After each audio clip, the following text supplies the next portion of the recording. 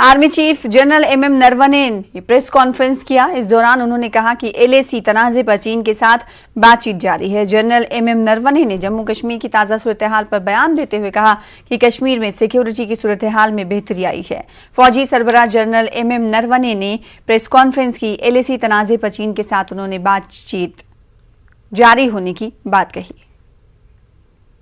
Positive developments both along our northern and western borders.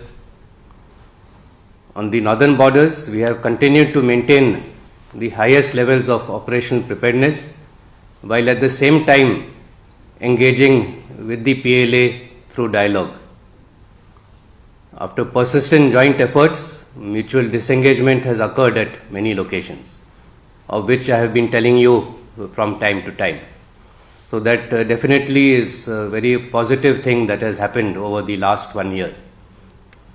As we speak, the 14th round of the Corps Commander level talks are underway, and I am hopeful that you shall see further development in the days ahead. But while we say that, while there has been partial disengagement, the threat has by no means reduced, and the force levels are more or less the same, and from our side they have been enhanced. The threat assessment and internal deliberations that we have carried out from time to time have resulted in some reorganization and realignment of forces in keeping with the Army's mandate of ensuring our territorial integrity.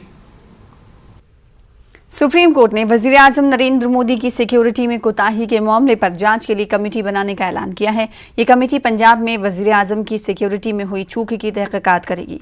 इस committee की सरबराही retired justice Indu Malhotra करेंगी। Punjab Haryana court के registrar general, DGP, NIA के IG और ADG Punjab भी committee में शामिल हैं।